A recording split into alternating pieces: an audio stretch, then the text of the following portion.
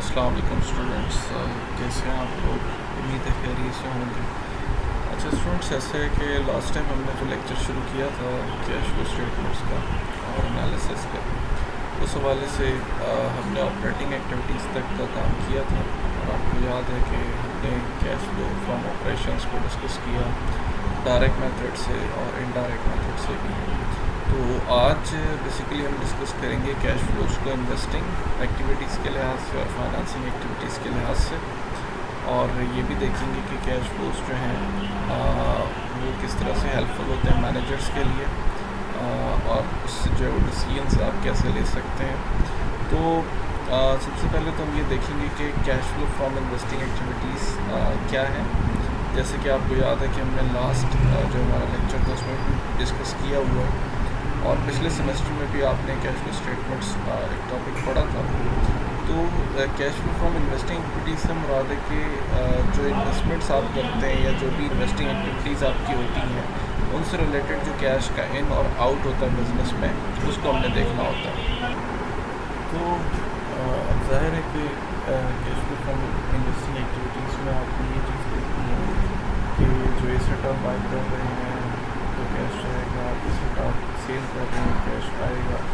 तो इसी तरह से जितने भी आपके एसेट्स होते हैं, इन्वेस्टमेंट्स हैं, आपके नॉन करंट एसेट्स हैं, जब आप इनको परचेज़ करते हैं तो ज़ाहिर है कि आउटफ्लो होता है, और जब आप इनको सेल करते हैं तो इनफ्लो होता है। इन तमाम चेंजेस को हम cash flow from investing activities में रिपोर्ट करते हैं। और अब इसमें मज़ीद हम डिस्कशन करते हैं। Cash flow from investing activities में हमने कैश जो इस्तेमाल हो रहा है इन्वेस्टिंग एक्टिविटीज़ के लिए, उसको 3 स्टेज प्रोसेस के तहत हम उसको देखेंगे। पहला तो ये कि आपने आइडेंटिफाई करनी changes in investing related accounts. इसका मतलब है जो आपकी इन्वेस्टिंग रिलेटेड अकाउंट्स हैं, यानी जो जिनका ताल्लुक इन्वेस्टमेंट से बन रहा है इन्वेस्टमेंट्स का, उनको आपने आइडेंटिफाई करना है। आइडेंटिफाई करने का मतलब ये है कि आपने ये देखना है कि इन अकाउंट्स में जो एसेट्स के अकाउंट्स हैं आपके, इनमें चेंजेस क्या वाक़ई हैं। मसलन चेंजेस वाक़ई होने से मुराद है कि आपने बैलेंस शीट से इसको चेक करना है कि लास्ट ईयर हमारे नॉन करंट एसेट्स और दीगर इन्वेस्टमेंट्स की वैल्यू क्या थी, और करंट ईयर में मौजूदा साल में इनकी वैल्यूज़ क्या हैं, इनमें इजाफा देखने में आ रहा है या इनमें कमी देखने में आ रही है। और आपने ये भी देखना है, चूँकि एसेट्स होते हैं, अगर हम फिक्स एसेट्स की बात करते हैं, नॉन करंट एसेट्स की बात करते हैं, तो ये प्रोन टू डेप्रिसिएशन भी होते हैं। इसका मतलब है इन पर डेप्रिसिएशन भी होगी, तो आपने डेप्रिसिएशन के अकाउंट्स को भी चेक करना है। जो कमोडिटी डेप्रिसिएशन होगी उसको भी देखना है, ताकि आपको अंदाज़ा हो सके कि हमारे जो एसेट्स हैं उनमें अगर कमी हो रही है तो उस पर डेप्रिसिएशन कितनी है, प्लस अगर एसेट्स में इजाफा हो रहा है उसके बावजूद भी डेप्रिसिएशन आ रही है तो वो कितनी है। ये तमाम चीज़ें जो हैं वो आपने पहले असेस करनी है अपनी फाइनेंशियल स्टेटमेंट्स यानी बैलेंस शीट से। और इसको करने के बाद आपने जो है वो रिकन्स्ट्रक्शन एनालिसिस करना है। रिकन्स्ट्रक्शन एनालिसिस से मुराद है कि आप उनको बाकायदा तौर पे अलग अलग करके डिस्कस करेंगे, उनकी जर्नल एंट्रीज पास करेंगे, और उसमें जो होने वाली चेंजेस हैं ईच एंड एवरी जो आपका नॉन करंट एसेट है उसमें जो होने वाली चेंजेस हैं अलग अलग उसको हम डिस्कस करेंगे, और जो भी उसकी रेलेवेंट जर्नल एंट्री बनती है या टी अकाउंट्स बनते हैं उनको हम इस्तेमाल करेंगे ताकि हम उस चेंज को एनालाइज कर सकें जो बैलेंस शीट में देखने में आ रही है। और उसके बाद ज़ाहिर है कि जो कैश फ्लोज के जो इफ़ेक्ट्स हैं उनको हम रिपोर्ट करेंगे कि कैश पे क्या असर पड़ रहा है इस वजह से। सो ये 3 चीज़ें हैं, 3 बातें हैं जिनका आपने ध्यान रखना है जब भी आप इन्वेस्टिंग एक्टिविटीज़ से कैश फ्लोज को मॉनिटर कर रहे हैं। तो अब इसके बाद जैसे मिसाल के तौर पर अगर ये एक आपके सामने बैलेंस शीट है कंपनी की, इस बैलेंस शीट में ये जो रेड बॉक्स आपके सामने जो है ये बना हुआ है, ये जो बॉक्स किया हुआ है हमने प्लांट एसेट्स और एक्यूमुलेटेड डेप्रिसिएशन को, अगर आप इस पर थोड़ा गौर करें तो ये बैलेंस शीट में आपको 2014 एंड 2015 के जो है वो डाटा आपके सामने शो हो रहा है। तो अगर आप नोट करें प्लांट एसेट्स को, जो लॉन्ग टर्म एसेट्स हैं, चूँकि ये हमारे फिक्स एसेट्स हैं, नॉन करंट एसेट्स हैं। तो प्लांट एसेट्स 2014 में 2,10,000 के थे, जबकि 2015 में 2,50,000 के हो गए। तो इम्पॉर्टेंट चीज़ ये कि आप देखें कि जैसे ही अगले साल यानी जो मौजूदा साल है 2014 के मुकाबले में उसमें $40,000 का इजाफा हुआ। अब ये जो इजाफा देखने में आया है, इससे साफ ज़ाहिर होता है कि 2014 में 2,10,000 इसकी वैल्यू थी, जबकि 2015 में इसकी वैल्यू $2.5 लाख है। इसका मतलब $40,000 का एक साल के अंदर इंक्रीज़ आ गया है। ठीक है, इंक्रीज़ हो गया, आपने नया प्लांट एसेट बाय कर लिया। लेकिन इसमें ये बात भी नोट करें कि जो एक्यूमुलेटेड डेप्रिसिएशन है, आपको पता है एक्यूमुलेटेड डेप्रिसिएशन होती है मुख्तलिफ जो हमारे ईयर्स हैं, जब तक एसेट जब हमने जिस तारीख से एसेट बाई किया था उससे लेकर आज तक की जितनी डेप्रिसिएशन है उसको हम एक्यूमुलेटेड डेप्रिसिएशन कहते हैं।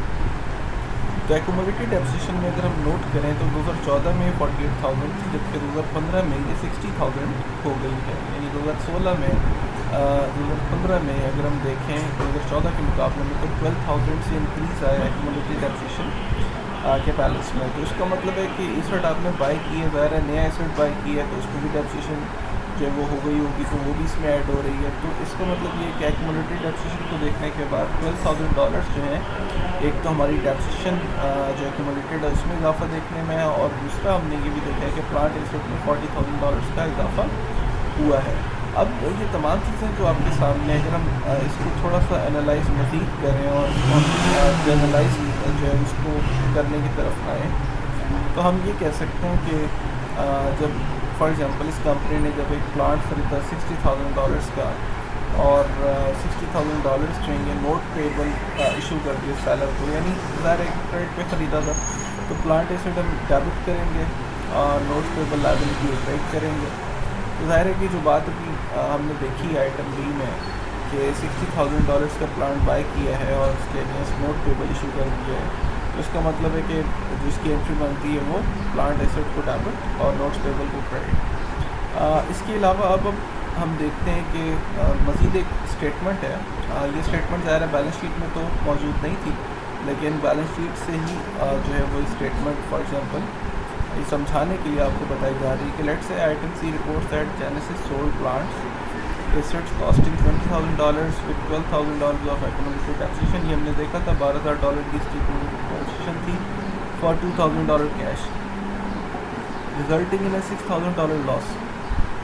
कह रहे सपोज कर लें कि ये कंपनी जो है ना अपना प्लांट एसेट जो है ना $20,000 का सेल आउट कर रही है, डिस्पोज ऑफ कर रही है, और ये जो $20,000 का प्लांट एसेट है इस पर $12,000 की एक्यूमुलेटेड डेप्रिसिएशन भी है। अब आप खुद सोचें कि अगर $20,000 का प्लांट एसेट है उसके ऊपर $12,000 की एक्यूमुलेटेड डेप्रिसिएशन है, तो इसका मतलब इसकी बुक वैल्यू कितनी होगी? $8,000, 20,000 माइनस 12,000 तो $8,000 बनती है।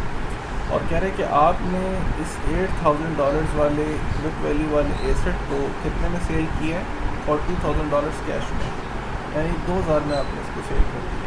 8,000 की चीज़ थी, 2,000 में सेल कर दी। तो जाहिर सी बात है कि लॉस कितना होगा फिर? 6,000 का, यानी 8,000 माइनस 2,000, 6,000 का लॉस है। तो इसी चीज़ को अगर आप जनरलाइज करें तो इसको हम किस तरह से लिखेंगे? अब ज़ाहिर है आपने इसको कितने में बेचा? 2,000 में, तो कैश कितना इन होगा आपके पास? 2,000। तो आप कैश को डेबिट करेंगे 2,000 से। एक्यूमुलेटेड डेप्रिसिएशन ज़ाहिर है बताई गई थी 12,000 है, ये भी डेबिट हो जाएगी, एक्सपेंस है हमारा। इसी तरह loss on sale of plant assets, loss आपको पता है $6,000 का हो गया है, तो लॉस को डेबिट करेंगे 6,000 से। प्लांट एसेट तो कॉस्ट थी इसकी 20,000 की, तो 20,000 से आप इसको एसेट को क्लोज करेंगे। तो ये बेसिकली आपकी जर्नल एंट्री बनती है। रिकन्स्ट्रक्शन के हवाले से अगर हम बात करें, रिकन्स्ट्रक्शन मैंने दोबारा बताया आपको कि आप जो इसमें चेंजेस आ रही हैं उसको आप रिपोर्ट कर रहे होंगे। तो अब हम अगर डेप्रिसिएशन एक्सपेंस की एंट्री देखें जो कि ऊपर वाली स्टेटमेंट से, तो वो क्या होगी? तो डेप्रिसिएशन की जो एंट्री बनती है वो क्या होगी? Depreciation expense debit, accumulated depreciation credit. तो डेप्रिसिएशन अगर हम वैसे देखें तो अभी हमारे पास जो एक्यूमुलेटेड डेप्रिसिएशन थी ये कितनी थी? आपके सामने 12,000 के करीब आई थी, जबकि जो हमने पहले इसका जो انالیسس دیکھا تھا وہ یہ تھا کہ ٹوٹل جو انکریز آ رہا ہے وہ کتنا ہے